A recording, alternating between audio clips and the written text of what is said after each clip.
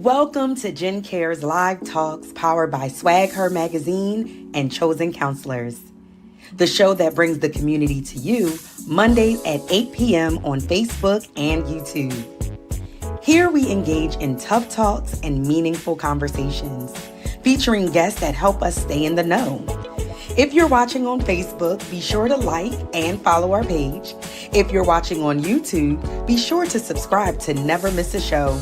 Now, here's your host, Jen Cares.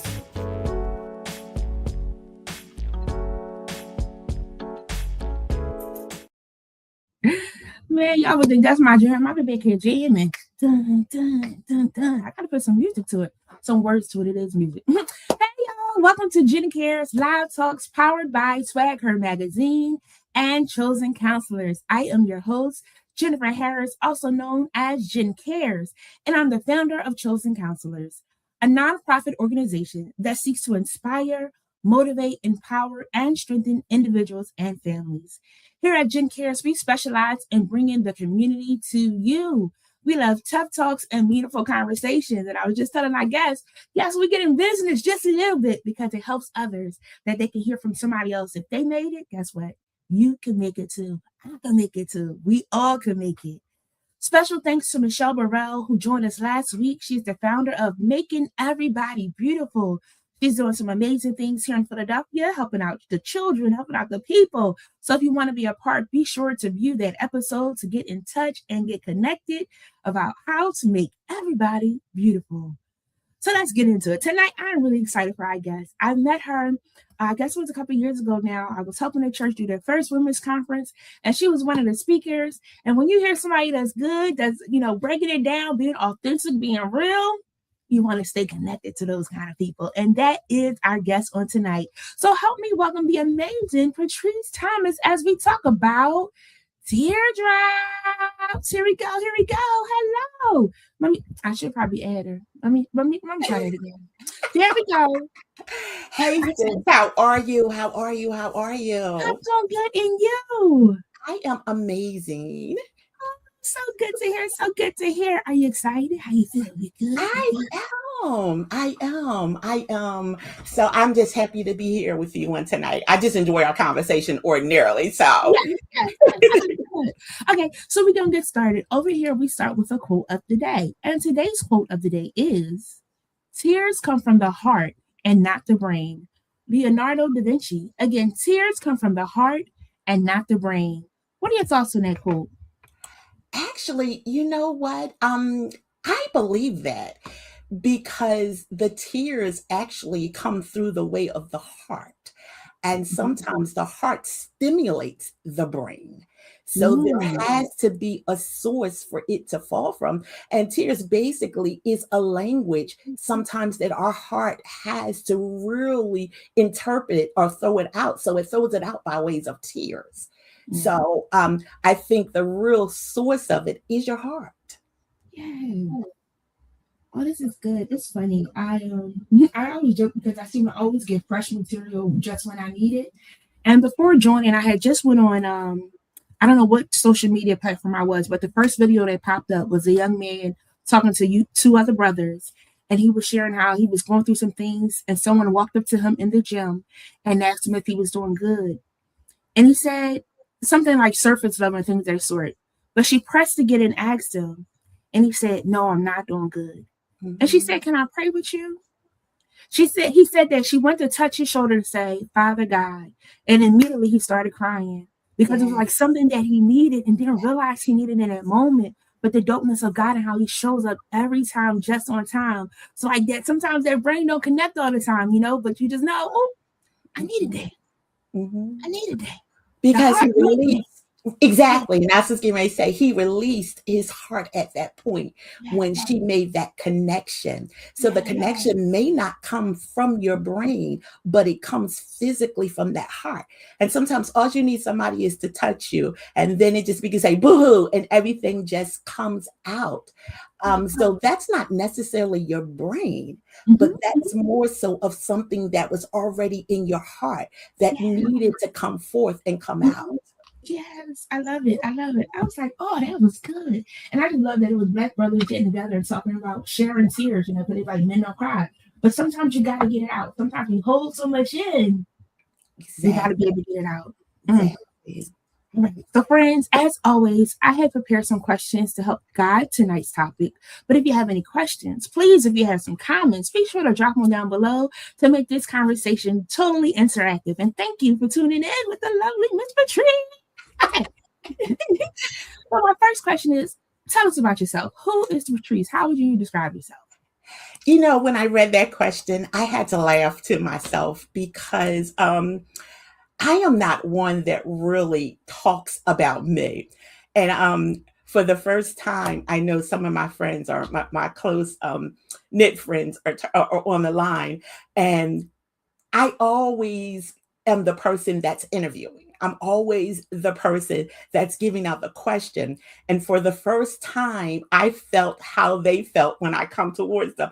I'm like, they're asking me about me. So I'm like, who am I? Wow, that was something that really I had to do one of my numbers and go in the mirror and look at me and say, who are you? So I am a person who I love people, number one. But I Mhm. love people for the point of I like to listen to people talk because Mm. I like to hear what you're not saying more so Ooh. than what you are saying. I engage with people and I look at reality shows not because I really like the show, but because I'm interested in the words that come out your mouth. How are you interacting with people? I've always been a type of person that's a thinker. I walk into places and I begin to look around and I'm looking at people, I'm observing what's going on.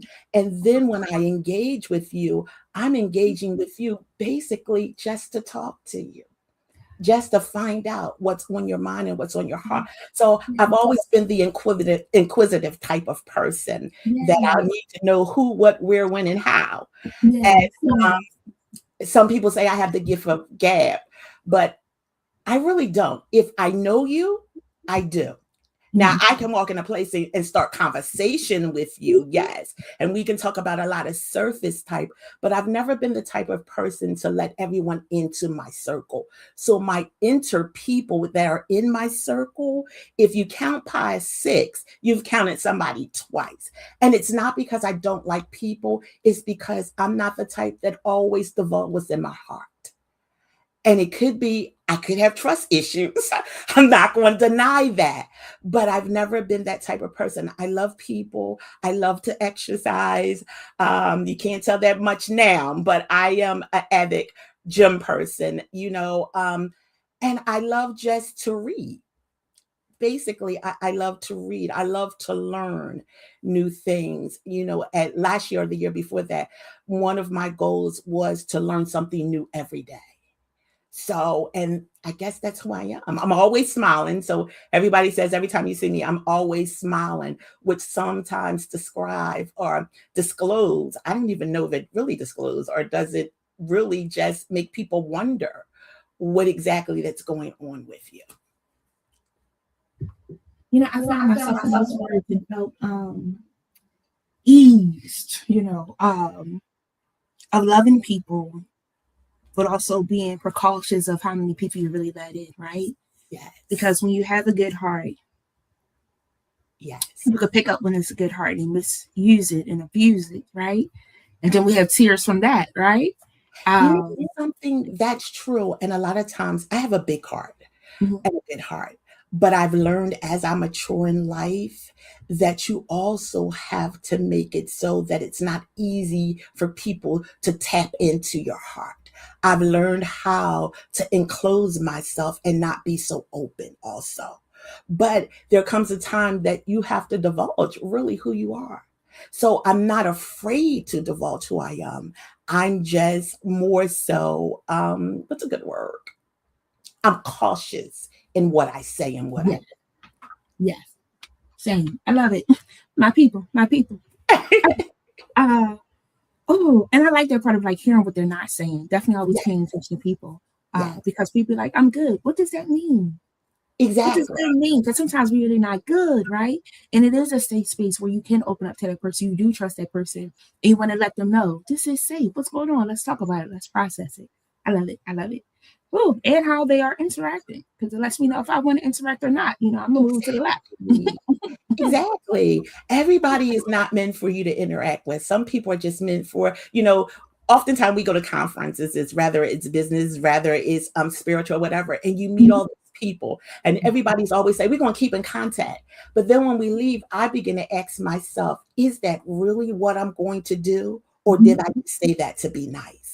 So now I don't say it anymore because I feel as though if that's someone that I do need to keep in contact, I really believe that the Lord would allow me to know. And then it's an exchange of knowing. It's just not one-sided. Yes, I like that. Or did I say that to be nice? It's funny. You can interact with somebody, and they're like, keep in your prayers.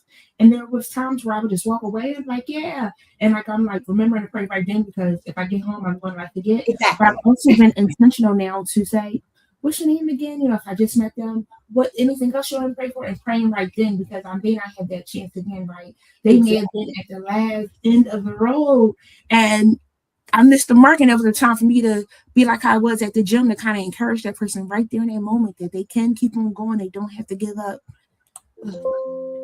That's true. So good, so good, so good. Okay, so I have a lot of questions, as you know. And I feel like I'm gonna have to pull you back, because I don't know that we're gonna get through all of them. So just prepare your heart and mind to come back on another Monday. Thank you very much. Okay.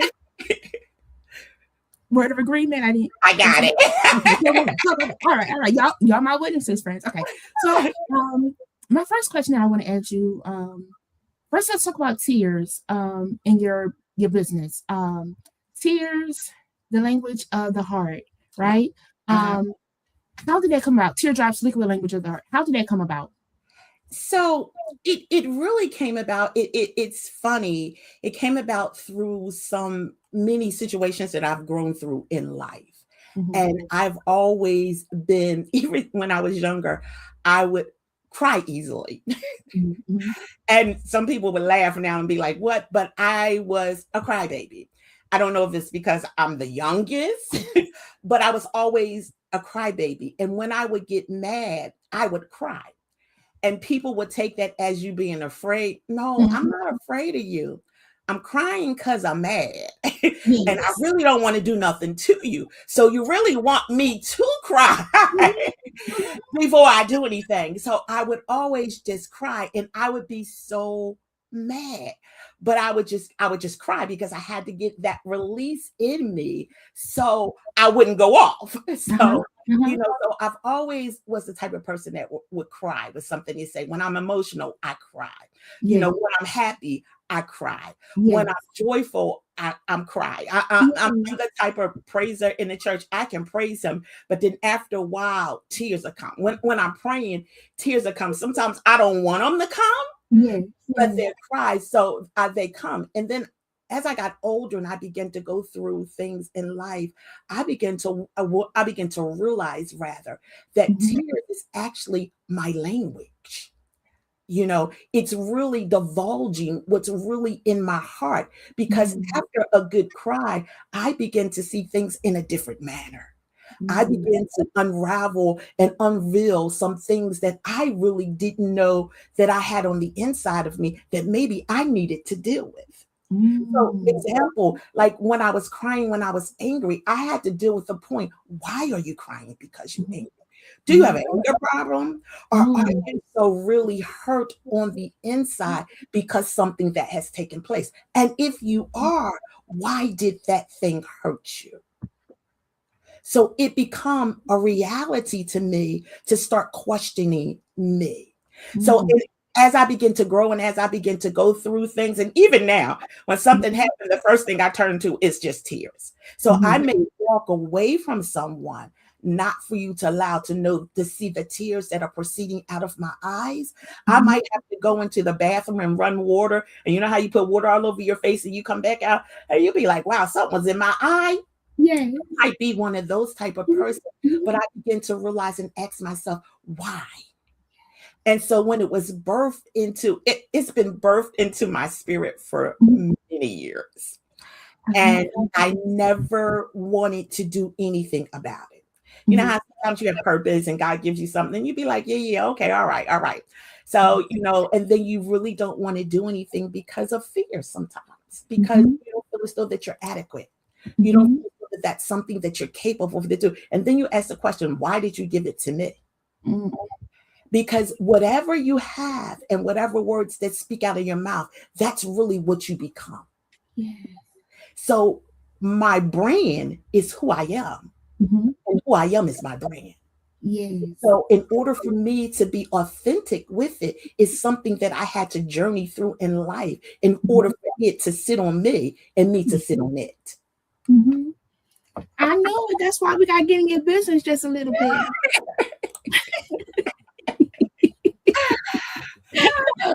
I love it. I love it. Here we go. It says spoken just like a Philly girl, crying to keep from harming. That's tears is your language, is really outletting for sure. Yes. Oh, see, again, safe space, definitely in my area, because I used to be that cry, did that cry. I was like, all right, square up, they're ready to fight down. But also it's not about fighting either, right? Because sometimes people don't know how to say things. People don't know how to express things. And you have to find those words that they're not saying. Right. While also still keeping yourself together. Because, they used to say like sticks and stones will break my bones, but names will never hurt me. Words do hurt. That is so funny because I don't know who I was talking to, and I had mentioned it, and I was saying, I don't even know if it could have been on a Tuesday I was doing, and I was saying, words harm you, words destroy you, and we say that when we were younger, not even realizing what we were saying, but as we begin to matriculate and grow in life, we become to realize that words are harmful. You can kill someone with the very words that you say. You can kill someone's dreams. You can stop their progress. There is a lot of things that happens with words. Words create the atmosphere in which you live and abide in. So good. So good. Yeah. So in that part, you were answering one of my questions. I like it. Because one of the questions was talking about how crying can give us clarity, right? So you have to sit with that thing to evaluate, why am I upset? What's causing this tear to happen? Like, what's going on in my heart that I'm not aware of? Because sometimes unconsciously something has happened, we don't realize it, and then tears come, and we have to do that. So what's that process for us to really sit in that, to get the clarity that we need to be able to wipe our eyes, actually to let the tears run first of all, to sit in that moment, right? Because we still can't hush it, but then to be able to wipe our eyes. So I think a lot of times when we really begin to cry, I think one thing that we look at tears, and I think we look at it from a male perspective as far as in a female perspective, mostly males, because they say that tears is a sign of weakness. And I totally disagree with that. I believe that tears are they're a signal for telling you that there's something that needs to be healing on the inside. There's growth that needs to come, and there's something that you need to rise above in what you're doing. And I think it begins to spark your heart in the point that it begins to speak, and it brings about clarity, and tears can also bring about courage in you. So we look at it as weakness, but there's a flip side to weakness, which is courage. So we have to choose how we want to view the tears that are coming out of our eyes, because I could be weak, yet I'm made strong. Because in my weakness, it's going to push me to pull out of me some courage that I had in that weakness. Because if I survive the next moment, that means I had courage to continue to go forward. Even in the midst of my tears, I still can push forward to gain what I need to gain from it. I still can push forward to gain what I need from. But sometimes, well, I feel like pushing. Sorry, I'm using me. I don't feel like pushing. Life can be lifing, and I know they say, that's the thing. Life is life, and like God is guiding. But if you serve God like I do, He takes His time. Sometimes I ain't upset all the time. Sometimes I am. All right. But in that moment when I feel overwhelmed because He's trying to prune me and grow me and strengthen me in that moment, I feel overwhelmed emotionally. I don't want to talk about it. Sometimes I want to fight back the tears and things of that sort. What are some words, a guidance for us when we are battling that overwhelming cycle of being in that den? The lion ain't bothering us, but we know at any moment that lion might be like, that look good over there. Let me figure it out, right? Knowing that God's got us, but our mind sometimes feels like that situation is about to overtake us. I think we got to realize in everything that we do, I think one thing that we have to realize that we're human.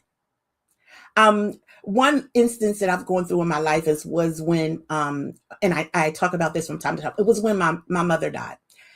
I was so strong because I needed to be strong for other people. But in my mind, I kept saying, you got to make this thing work. You got to push even when you don't want to push. And then there was a day right before the funeral I will never forget. Me and my son was at my house and I fell to the floor and I was like, I don't want to push. As a matter of fact, I don't even want to go to the funeral tomorrow. As a matter of fact, I don't even want somebody else to tell me that it's going to be all right because it's not all right now. Come on. That's So right. I want you to get out my face. Yes. I don't want you to call me on the phone. Mhm. And I don't want you to be in my face telling me it's all right. And I don't want you to tell me that God's going to see me through because I'm not even sure if I'm talking to God right now. So I had to sit in what I was feeling in order for me to be real to me. Because I could put the smile on, but what was behind the smile? Mhm. And then I had to tell myself that day, I had to tell myself that night, I said, I don't even know if I took care of my mom in a good way. I don't know if I did a good job. And then my son was there, was like, Mom, you did a good job. I don't even want you to speak to me right now. I just want to sit here and say all of this stuff to get it out of my mouth so that I can deal with me. Because the more that I'm allowing to seep down inside of me, I'm going to burst at some point in time. And none of y'all want to see that. Nobody does. So I had to deal with me. I had to sit in how I was feeling in order to get over what I was feeling. And if I didn't sit in it, I don't know where I would be. I don't know what I'll be doing. And not only that, in life, period, I've gone through so many things that you have to smile to protect other people. But then there comes a point that I don't want to protect you. I don't want to not say what I want to say to you. I just got to find the right words to say to you so I don't have to go back and ask for your forgiveness, but I don't want to do that right now. And I come to realize in life, it's okay. Yeah. One of the most powerful things for me that I'm realizing that it's okay for me to say no and be all right with it. And I'm learning that. And it may be funny, but I had to practice no in the mirror because yes comes out so easily. And I find myself saying yes to stuff that I really don't want to do. But I'm doing it to make you happy, but I'm not happy. So how do you deal with that thing? And I had to learn how to put me first. And putting me first is being real with me. And saying, it's okay that you don't want to talk today. It's okay that you don't want to be bothered. As a matter of fact, it's okay that you don't even want to go out the house. And be real with yourself. So you got to sit in yourself sometimes in order to be real with yourself. Because if you don't, you continue to mask yourself to make yourself be something that you're really not. And you'll never find out who you really are.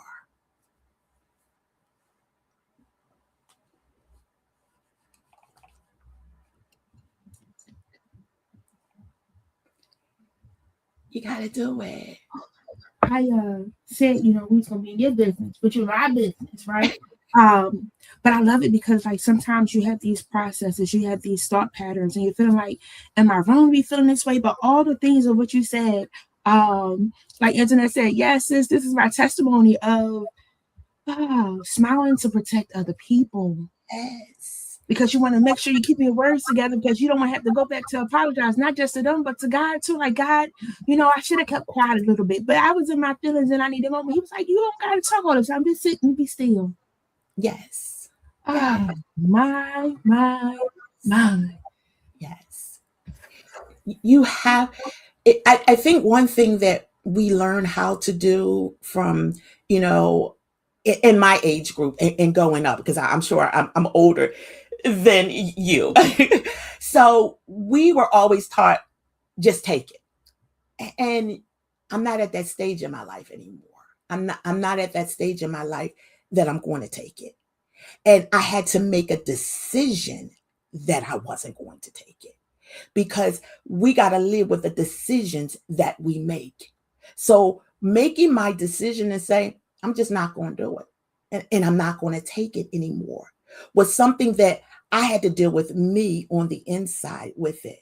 And it was a process. It wasn't easy, because I would feel guilty. And then I'll be like, oh, okay, I'm going to do it. And the whole time I'm saying, oh, okay, or the whole time that I'm in agreement with you, I'm killing me.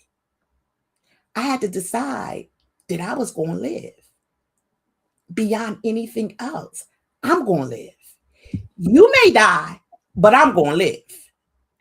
And when I decided that, I decided the way that I'm going to live is to thy own self be true. Yeah. And I had to learn how to be true to me. And I'm still walking that journey. Mm-hmm. I'm still learning how to be true to me and what it is I want to do. Mm-hmm. And I want to do it not because of you, but because of me. And that's not selfish. That's putting me first. Because if I kill me, I'm no good for you. Yeah. So I got to live, and I got to be okay in order for me to help you. Because we both can die together. It's funny because you can meet older, wiser aunties and uncles in them, right? And you do get to see how they are tired of the push through, or whatever it is for somebody else. It's kind of at that point of enough is enough. What do I want for me? And recently, in the last couple of years, I've been moving more into that, and it's really a strange place to be, because you're so used to trying to help other people. Or when you do choose yourself, they're like, well, why are you doing it? Everybody got something to say. But also being true to you. Yes. It's important, because then if you're not being your true authentic self, you're acting all day, right? And then you got to take that mask off, and you're still trying to be like, but what can I do for me? When do I get to stay home and do nothing? When do I get to put the phone down, don't have to listen to nobody? All those things, right? But in that, what do you feel like was the defining moment to get you to the place to be like, enough is enough, right? I know age and maturity brings it to you, or you've been through enough to be like, all right, it's enough. How do you know that you're coming into that, and it's not that you're just, I don't know, like in that waiting area period, that holding pattern? So, something, in me coming into this is something new for me, because it's only been within most definitely the last year, in 2026. I told myself, when I get to 2026, I can't do for nobody no more, because I was tired. I was tired and I was drained. And I begin to realize, when you're drained, you don't even think right. There's nothing about you that is acting right. I got to the point until I didn't know who I was, because I was so busy trying to be everything to everybody, and I wasn't gaining anything in return. And that made me realize, what are you getting for doing this? What is your yield of return? And if zero keeps coming up, your balance is zero. You can't get nothing when there's nothing in there to get. And I got to the point in how I was really drained. And for the first month and a half of 2026, I shut down from everybody. And it wasn't because I didn't like you. It had nothing to do with life. It had something to do with me living, because I just had been through so much. I've been through the cares of life. I lost my mother and buried her in January, and turned around and lost my best friend in December. I'm like, God, you got to be joking with me. And your jokes aren't funny. And then it was like just one thing after another. And I began to look at my life, and I'll never forget one of the major things my mother said to me before she died is that you got to learn how to live. Because if you do not live, you're going to die. And then I had to ask myself, what does living mean? What does it mean? And I'll never forget one morning I woke up, and I'm talking about in 2026. I'm not talking about 2025. I woke up and I was like, if I could just put my foot on the ground today without feeling oppressed and depressed, then I think I'm going to live. And I'll never forget, I was laying in that bed and I'm like, realizing I got a job, realizing I do need to work still. And I'll never forget that morning, I wrestled with, do I want to stay home and work from home today? Or do I just want to call out and deal with no one on today? And something said to me, what you need to do is first learn how to put your foot on the floor before you can do anything. Mm-hmm. And I wrestled for about an hour and 45 minutes in my mind of what does that mean?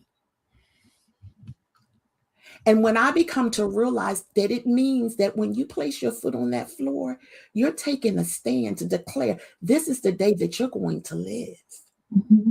And you're not going to roll around in the bed and stay in the room. You're going to get yourself together. You're going to walk downstairs and realize that you got an upstairs and a downstairs to your house. It's just not an upstairs. Mm-hmm. And then you're going to realize that there is life, and life just does not stop because you're hurting. Life just doesn't stop because things are going on in life. Life keeps rolling over and over. And sometimes we got to catch up with life or you get left behind. So I had to deal with me. I had to deal with everything that I felt in the last 5 or 6 years that hit me in 2026. All the stuff that I was encouraging other people to do, I had to now sit down and say, hey, you got to eat your own loaf that you've been giving to other people.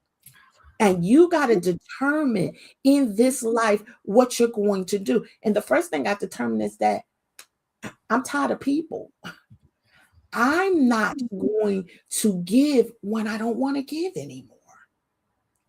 And if you choose not to like me because of that, may the Lord watch between me and thee while we're absent. Come on. Mm-hmm. But I feel that in the depths of I can't do it. Yeah. So if you know me and you really know me, you're probably in my inner circle. So it's okay. You're going to still be in my inner circle because you're going to still be my friend, because you're going to accept this time that I need me and I need to get me together. And it's like, I had to do it. I had to take out time for me. And I literally shut that. I literally learned really what no was, because I was just knowing everybody. Just because there was a word that says N-O. Mm-hmm. Just because now I knew how to say no. It was just, you probably didn't even ask me a question and I said no. And I said no happily and went about my business. Yes.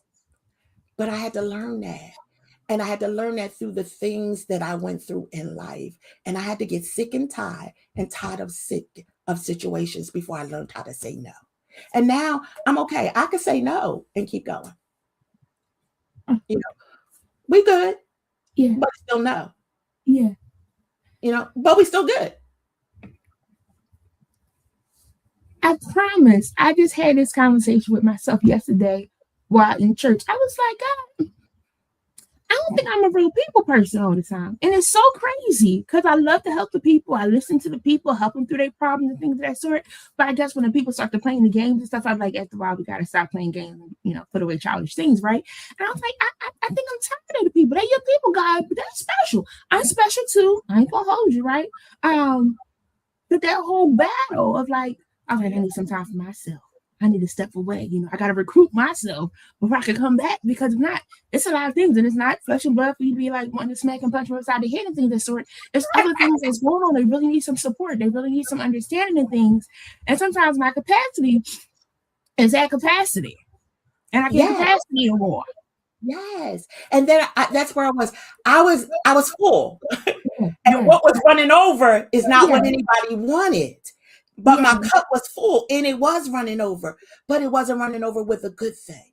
Oh, And my desire is to be right, first of all, in front of God, and then to mhm. treat people right. So God, if I'm not right with me, I can't do the lateral thing. If that I might have that horizontal thing good, but that Mhm. lateral thing was off. Yeah, yeah, So I had to go back and I had to get me together.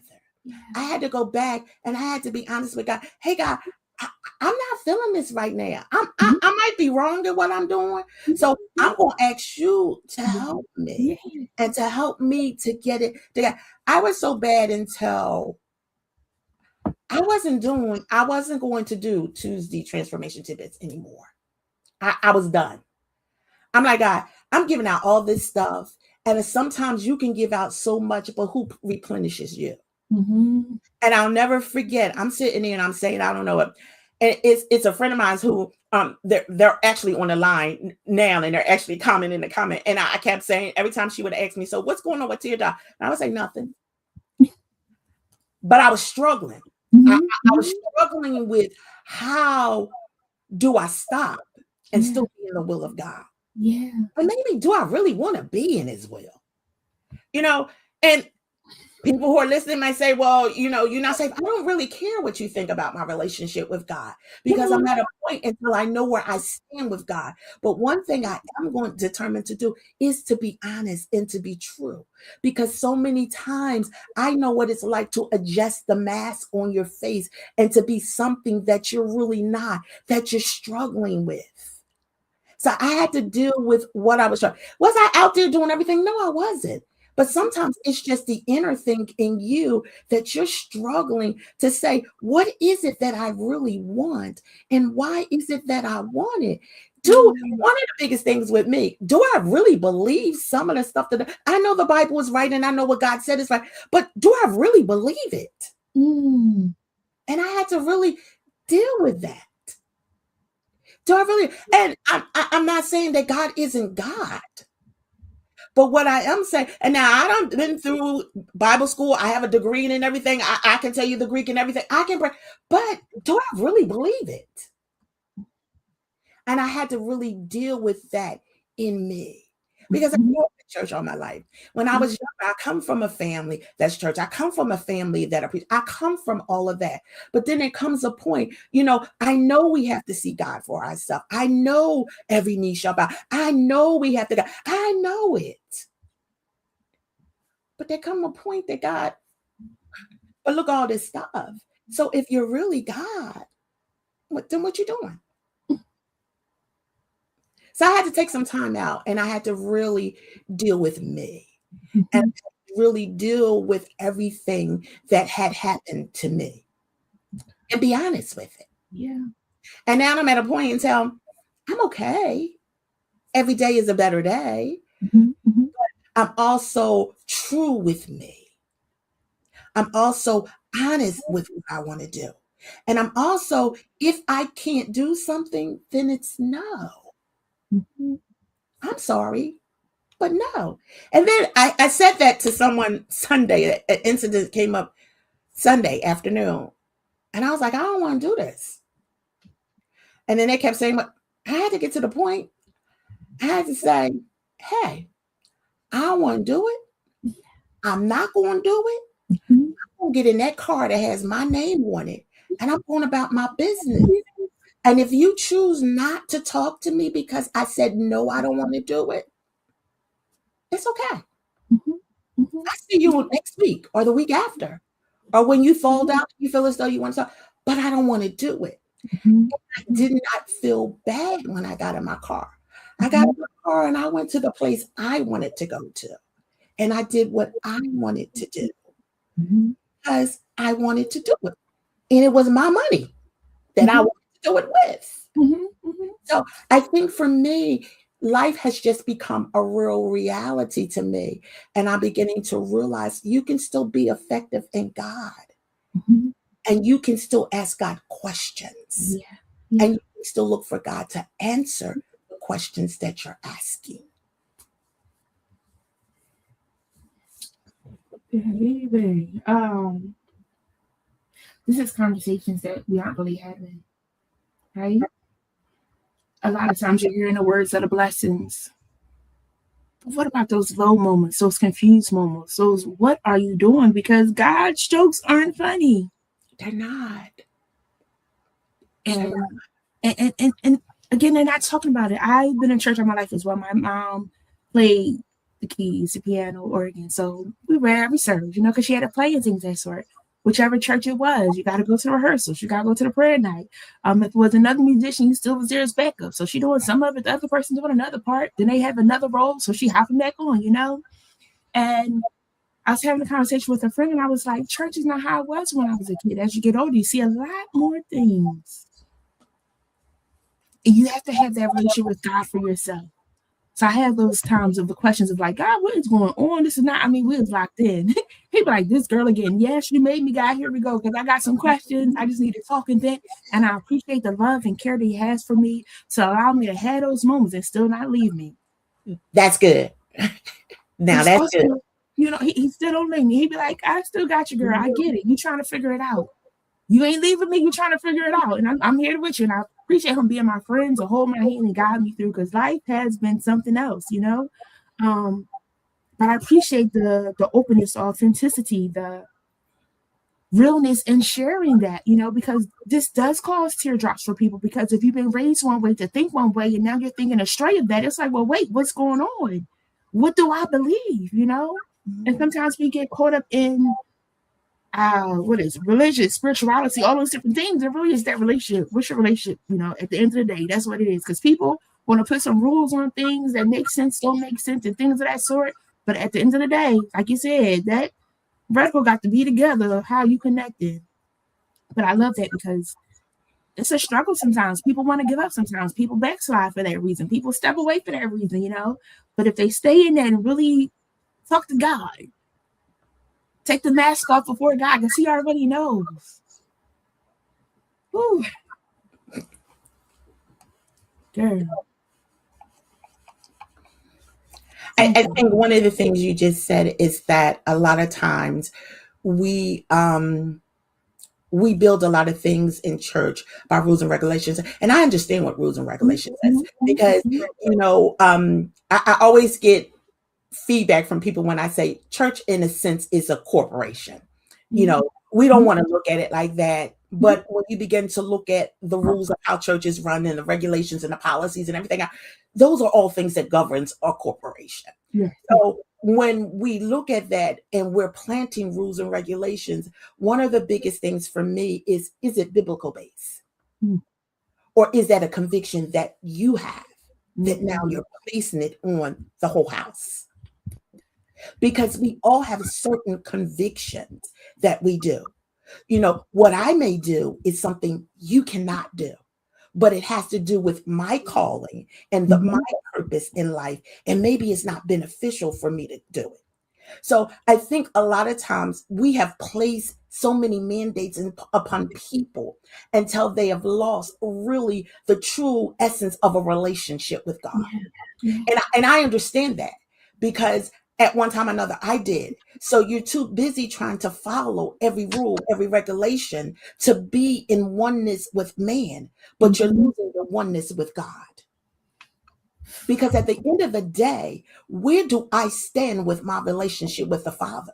Because if my relationship is true and I'm spending time with him and he's communicating with me and I'm communicating with you, he's going to lead and direct me in the pathway of life. And I'm going to do what is right. Yep. So I think we forget that point. Yes, you honor the rules and regulations. Yes, you honor the house. But if your relationship with the Father is not right, you're not really honoring no one. You're doing what they want you to do as long as they're in your face. But the minute that you shut that door and go away from them, you're not doing it. So once again, you're not true. But when you get that relationship right with God, and if that's where God has established you to be, Yeah. You're going to walk in the way that you need to walk because your relationship with him is right. And you don't want to get wrong with the Father. I don't want to be out of your will. I don't want to be out of your care. I don't even want to be that distance from you until you got to ask who I am. Mm. I don't want that. So I'm going to do what's right because I'm right with you. So I'm going to close my mouth when you tell me to close my mouth because I'm right with you. Yeah. I'm going to take low because in the end, you're going to fight my battles for me. And I ain't going to have to say nothing. I'm just going to have to sit there and chill while you do all the heavy lifting and the hard work because you told me I could. So I think we have to do that. And it's the legalism structure, like my brother just said up there, versus biblical construction. And I agree with him 100%. If we get more into teaching people the Bible and let the Bible be the Bible and God be God, you would be surprised what would happen in church. Because we're teaching them the Father. We're teaching them relationship.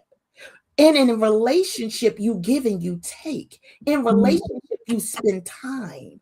In relationship, you want to please that person in the relationship you want because you want to continue that relationship. It's the same with the Father.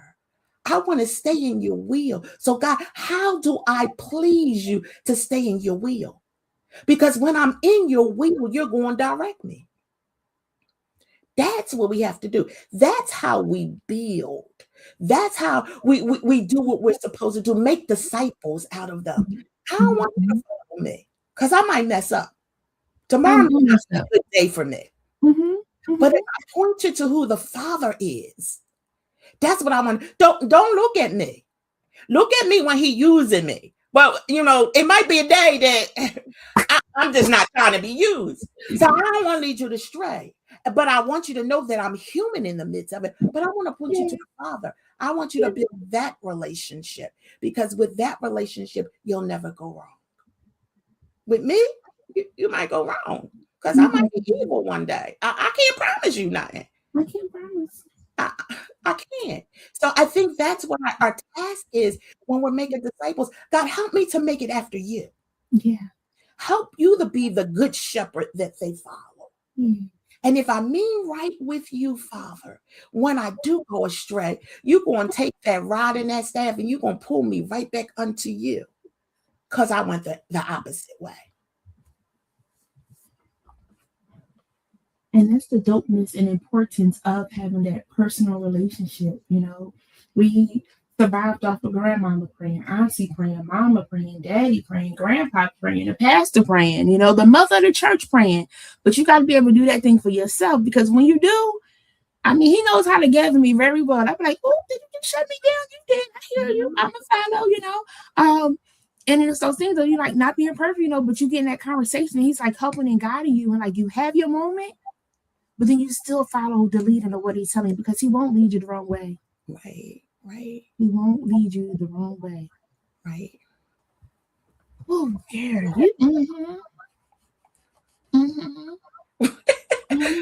That's what you humming about. I just appreciate the dopeness of God of how when you're processing things or you're thinking things and you're like, you feel like you're different and things. So it's like, you're not alone. Other people are feeling the same way and still working out their soul salvation every day. Yes. Still working out how to be a better human every day. Still working out how to follow me better every day. Yes. So yeah, grateful. Okay. So in this, right, sometimes we could be in a mindset of survival. We're good to know how to survive something, right? But how can we survive and thrive?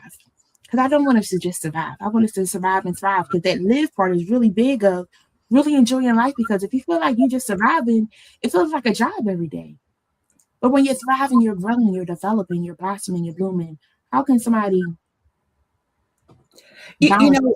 one thing what we do is, and if we really be honest, we just survive.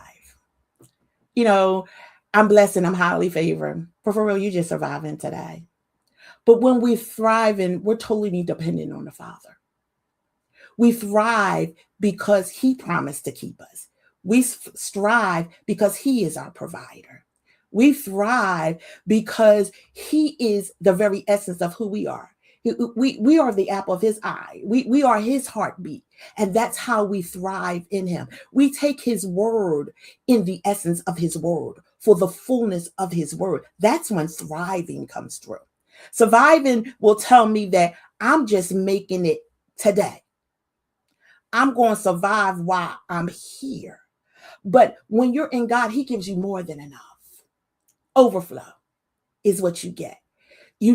And with overflow, that's provision that's really not promised to you, but because you are mine, I give you overflow.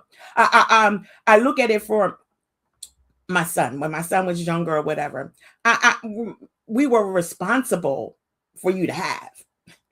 So for you to survive in life. But when we gave you more, you were thriving. If you had 5 pair of sneakers, you were thriving.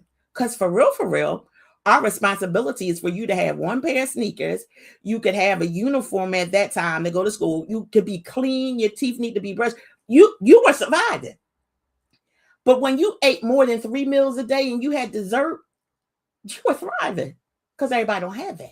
Everybody don't have that. So you have to realize, and I often tell my son, you were thriving when you were younger and growing up, because we gave you more than what you need. You had an overflow until I could take something from you and you didn't even know that I took it until weeks and weeks and weeks, possibly months later. You were thriving in that. Right. And that's how the Father treats us. Yeah. When we're in his will and we're walking according to a way, we're thriving in God. Why? Because every day we are having conversation with him. As a matter of fact, 4 and 5 and 6 and 7 sometimes a day, we're walking with him. We're talking with him. We're letting him know, Father, you're with me and I'm with you. So I'm not just going to thrive. I'm just not going to survive this day, but I'm going to go beyond and I'm going to thrive in this day. This is the day that you have told me that you've made for me. It was more mercies that I was able to see. That's me thriving in the mercies. That's not just me surviving over it. When you protected me, that's not. I survived, but I thrived beyond, because they didn't come in and give a fire in my house. No one came in and burglarized me. I was thriving when I woke up in the morning and I had good rest. We got to understand things as if they are. The Father just doesn't leave us to the point that we survive. And when we do, it's because it's not total trust and total lenience onto the Father. Because there is so many promises in his word that if we begin to take the word at the word, we begin to thrive in God. Because his word has promised us so much. You can't just be surviving. It's so much fullness in his word until thriving is going beyond me surviving. They're saying, Father, you got me and I got you. So whatever you desire and whatever you planted for me today, it's more than enough. Yeah. And sometimes surviving, and I'm not going to take it away from surviving, because there's some days that we are just barely making it. But when we look beyond the point that we got life, health, and strength, and somebody doesn't have it, we're really thriving in that day, because we got more than what we really need. We may not be feeling it, but God is not going to leave you empty when you trust him. And that's why he said, when he says, I've never seen the righteous forsaken, nor is seed begging bread. Your seed is whatever it is that we can look at that from 2 points. Your seed sometimes is a thing that you planted and you didn't have to plant it then. You could have planted it months ago. But because you seeded and you're righteous, you're not going to bake it because you've already planted a seed in me. Your seed is when you trust in me beyond measures to know that I'm able to supply everything that you need. I'm going to thrive. The righteous is not going to be forsaken, because at some point I planted a seed in my relationship with you. So it's more than me having a righteous mother and me just being her seed. That's part of it. But it also has to do with the seed that you planted at some appointed time. You're going to thrive. You're not going to be forsaken, because you took time out to plant in me, and my soil is good ground.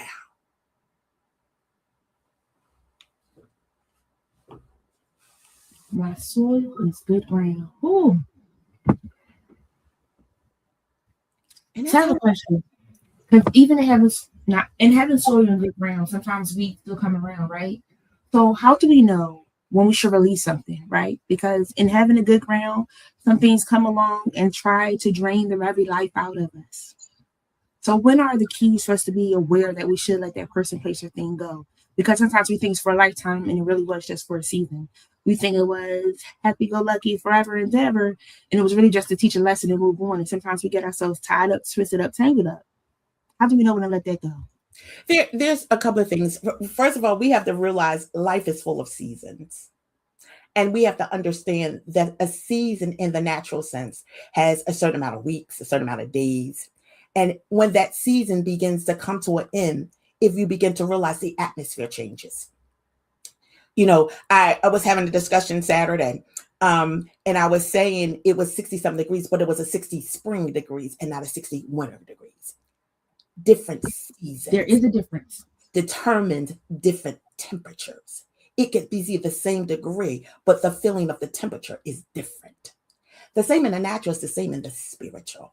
So we go through different seasons, and whatever you're going through might be the same as it was in the winter, in the spring, but the degree of it is different. And when it's time for us to release something, we got to stay and ask God, is this forever or is this for a season? Because if it's a season, make me to know when is the end of the season and make me to know when I need to release it. Let me know when it's the end of the season and let me be hearing and listening. Because when we don't, what happens is when we're not recognizing, is it a season for me to sow or is it a season for me to reap? When we don't know the difference, we're sowing and we're reaping in the wrong seasons. And that's why we stay connected to things that should have been disconnected from us. And now we're living in a life that we got all these woes that are going from, and now we're blaming the devil. No, it was really you. But those are some things that are teachable things that sometimes you just need to be taught that stuff. But we take it for granted that everybody knows everything. I have a philosophy. If I didn't teach it to you or we didn't discuss it, then I can't hold you accountable for something that I didn't teach you. I can't assume that you know anything. But after we discussed it and after we've had conversation, now I can make an assumption. But before then, I can't. We have to understand seasons. We got to know when is the beginning, when the end. What is the atmosphere telling us? Because even in seasons and spirituality, the atmosphere is still telling us something about that season. If we pay attention, we can begin to know different things that are going on in the season in which we're lying in. Actions talk in seasons. God reveals in seasons. And when God will show you when things are about to switch and turn and shift. That's when you have to start getting yourself prepared to know possibly that season is coming to an end. So God now position me that when it's time for me to cut it, I'll be okay. Can we sit here for a second? I know we're in the third month of the year. It's about to come to a close. Can you believe it? But there's some things we brought in from 2025 that we should have left in 2025.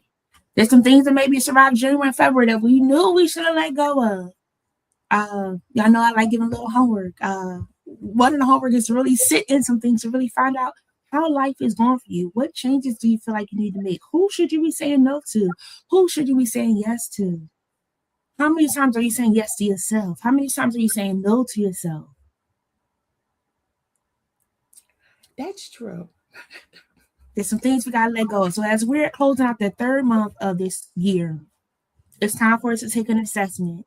What has caused you more tears of sadness than tears of joy? You know, we got to do this evaluation. She has been all in my business. I just took my notes and things because life is going to keep rolling, y'all. So we got to be able to take a moment to slow it down when we need to so that we don't miss out on moments we should have or we don't put ourselves in situations that we don't need to be in. This is good. You know, and I was reflecting because, like, you know, to have you come back again because we did not answer half of my questions. I'm gonna let it go. But I really want to direct people to this because you do Tuesday transformation tidbits. Let's talk about that. How can people tune in to hear that? Because it's Tuesdays at 6 a.m. God be praised. But y'all get up for what y'all want to get up for. I tell you, I will be up for a flight in a heartbeat. Right eye, bushy tail. Even with the long line, I would have been up in bushy tail if I got to get there, But let's talk about Tuesday transformation tidbits. How did that come about? How can people connect? Because if this is the wisdom that you're dropping, I feel like I got to get up at 6 a.m. because you're going to be in my business helping me to prepare for my day. So Tuesday transformation tidbits, all together, all of it falls under Teardrops Liquid Language of the Heart. And with Teardrops Liquid Language of the Heart, there are really 3 pathways that I'm working on. Okay. So Tuesday Transformation Tidbits is really the pathway that has really been going alive for, it's actually been 4 years this year that I've been consistent with it. And Tuesday Transformation Tidbits really is the awareness part of Teardrops Liquid Language of the Heart. With it, we have an awareness, we have a decision. So awareness leads to decision, and decision leads to transformation. Tuesday Transformation Tidbits is the awareness. On there, what it is a weekly inspirational platform that we give practical tools to understand what your heart is really revealing, what's on the inside of you. We give you tools to help you to know that, hey, this is what's going on with life. This isn't how you need to handle it. We're currently in this season that's talking about getting it done for 2026. And when I started the season, I didn't want to do it because there's some things that I needed to get done. And I felt like God was really being in my business when he gave it to me. And, but I realized as I've been releasing to other people, we've been talking about guarding. We've been talking about releasing. We've been talking about your story, how to tell your story, we've been doing a lot of that in this year. And really, it's all about making you aware of where you are in the purpose of God and how do you get beyond where you are. We're going to be talking about walking tomorrow and how do you walk in it? Because now we're at a point that it's action time. So every Tuesday morning at 6 a.m., I am up. You can also go back and you can get things from YouTube page. My YouTube page is under Teardrops Liquid Language of the Heart. My Facebook page is under Teardrops Liquid Language of the Heart. You can look at some stuff on my website. My website is teardrops.online. There's a lot of different ways that you can get in contact with me. I'm doing that. Coming up, I have a couple of things that are actually coming up that I'm sure some of these people are listening on here now are probably happy that I'm about to say what I have up. I have something that's going to be calling the Transformation Table. And the Transformation Table is going to be every third Wednesday, every third Thursday of the month. And what we're going to do is we're coming together and we're going to have conversation that is transforming. I'm going to come together and I'm going back to the point of bringing people on and interviewing with them. But the conversations that we have to be transforming because it's the transforming table. So we're going to. What time is that going to be? That's going to be at 7 p.m.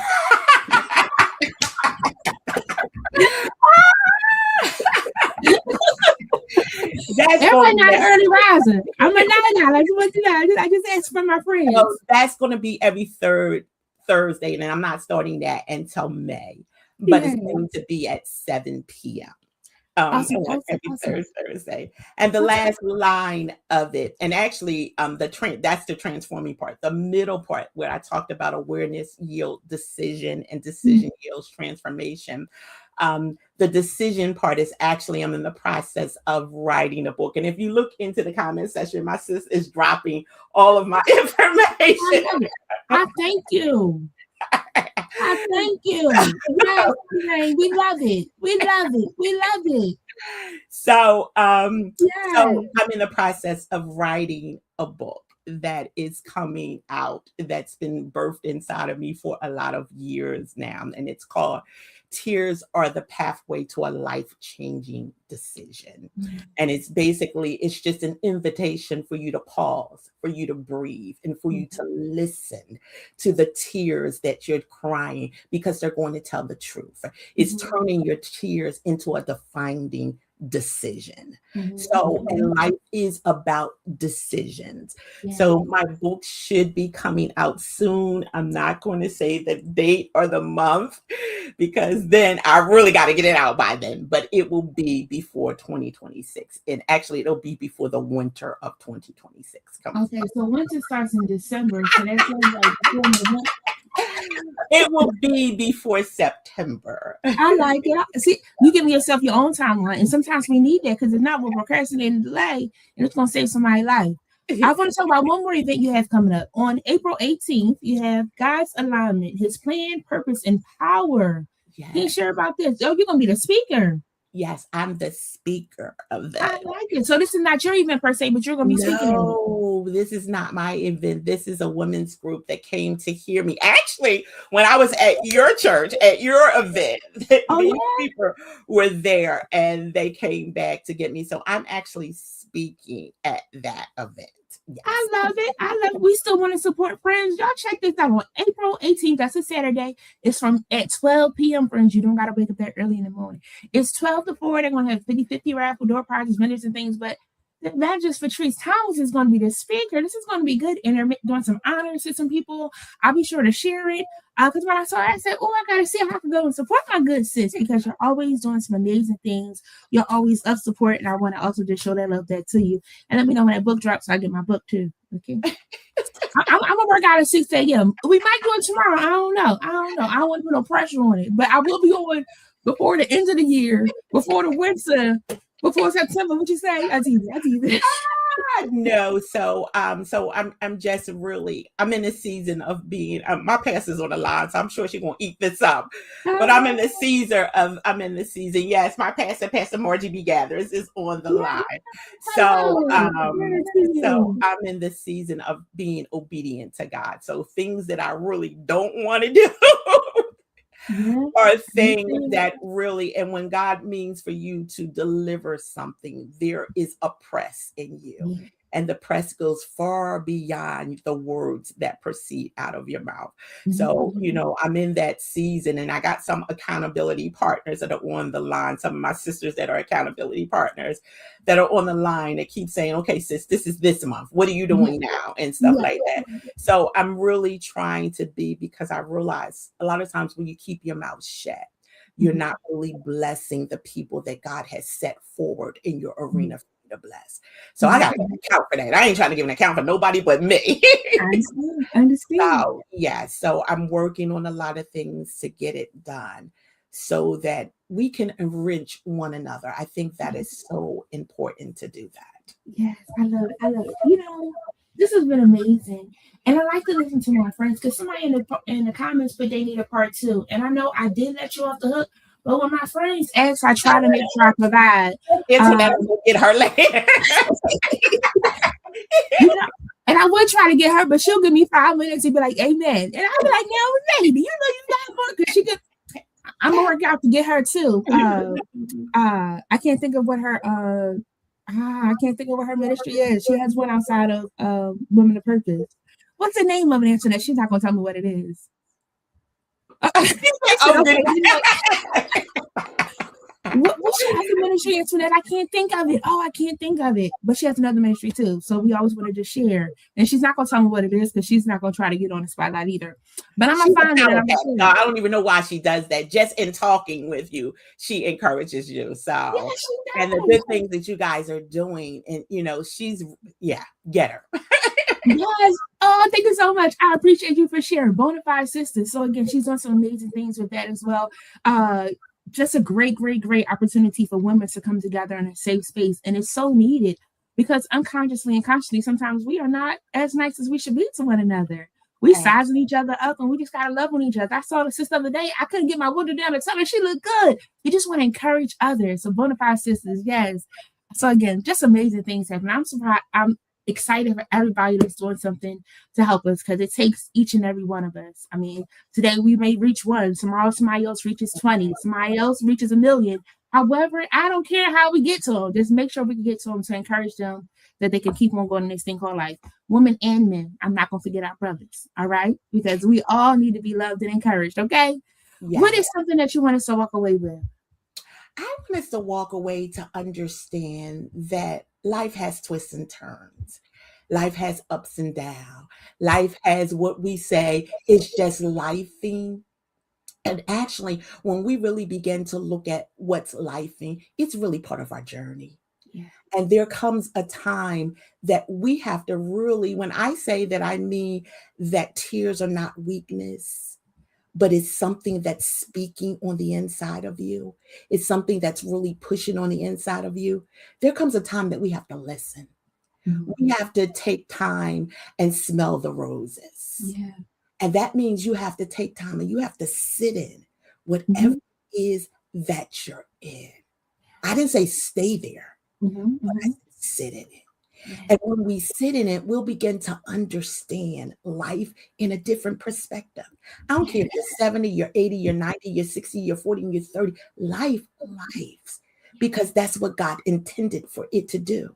But in the midst of what he intended for it to do, he also gave a way out for us. And our way out is paying attention to us. So sometimes we got to feel it, we got to understand it, and then we got to do something about it. Yeah. And that's the great thing. If I could leave anything with everybody, I want to tell you that tears are not a setback, but it's a starting point for something different to happen. And it starts with you. So we've got to understand the whole entire point of what it is. So when the heart speaks, that's when transformation begins.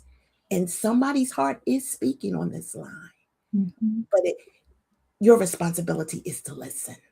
And the question is tonight, will you listen? And when you hear it, will you act upon it? And that's my takeaway for everyone. Ooh. This was good feeling, understand it, and do something about it. Yes. You got to act on it, friend. Yes. Ooh. Oh, this was amazing. When you coming back again? You don't got to tell us right now. But I know it'll be before the winter. Before. Since I don't have any problems, just send me whatever date you want. It's on your schedule. You just let me know whenever you want to come, whatever you want to talk about. I love this. This was so good. I love you so much. I appreciate your spirit, your love, you're amazing. You're amazing. And you just confirmed some stuff for me to let me know that I'm not as cuckoo as I thought I was. I'm not alone. I love it. I'm gonna sit in some stuff and really talk about some things. We gotta have those moments. To really just make sure we're on the same track. I'm telling you to evaluate for these first 3 months. But also, again, having that moment with yourself. What could you have done better? What could you have said differently? What could you have kept your mouth closed on?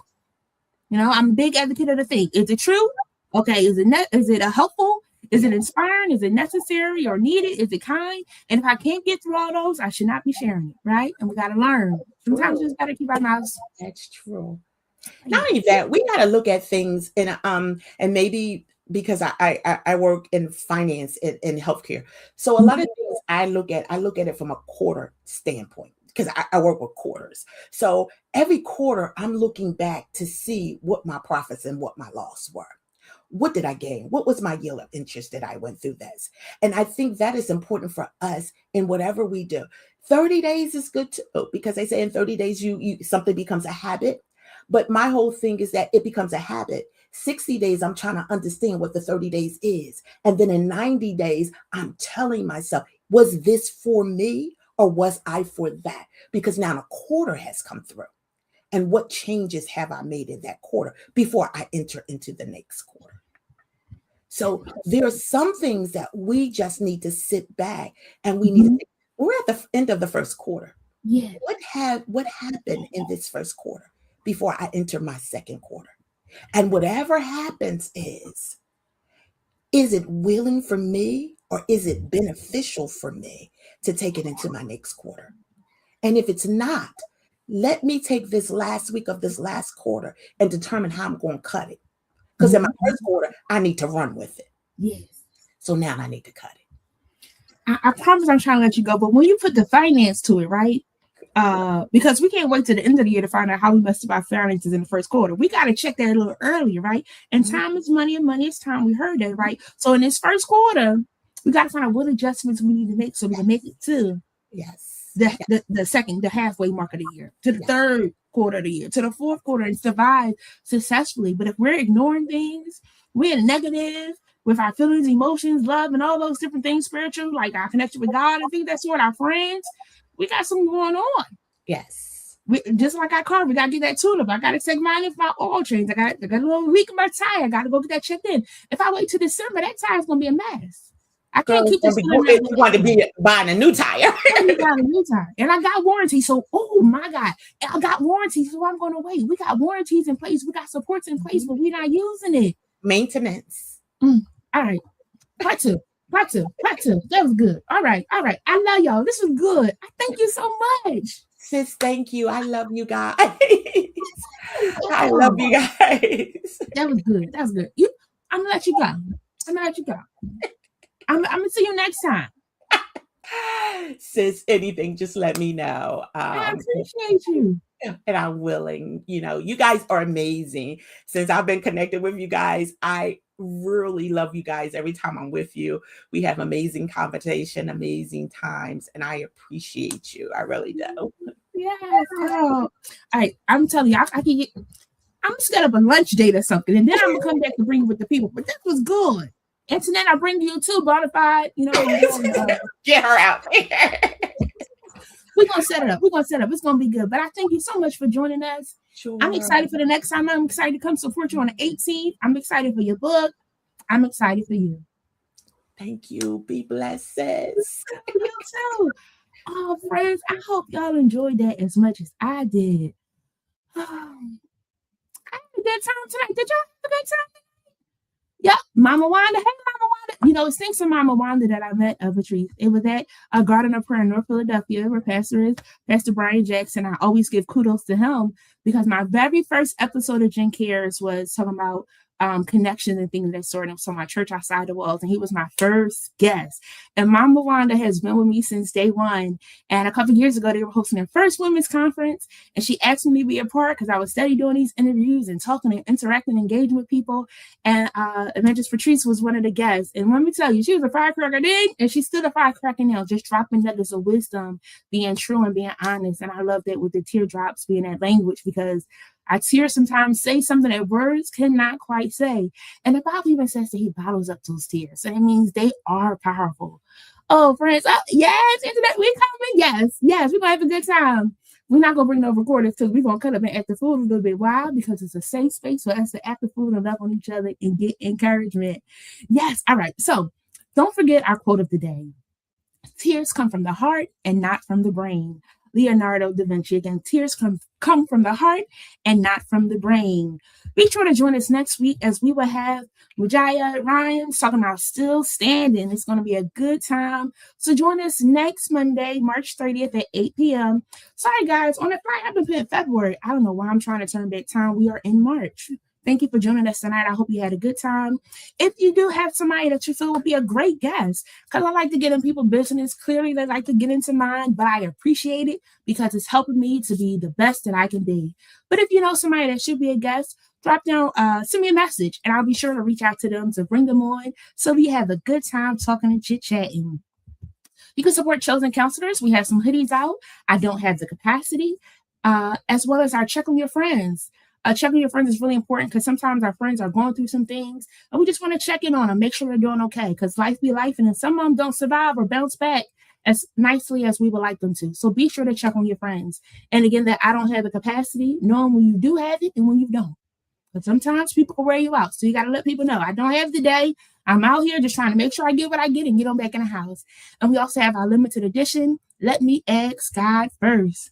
All right, friends, that was good. Hope to see you next Monday. Again, if you know somebody that would be a lovely guest, let me know. But until next time, I love you all for real. Good night. Thanks for joining Jen Cares this week. Special thanks to our sponsors, Swag Her Magazine and Chosen Counselors, guests, and viewers. Such a good conversation. Be sure to follow us on Facebook, Instagram, and subscribe to our YouTube channel. If you found value in today's show, we'd appreciate your sharing it with a friend and dropping a comment down below. Until next time.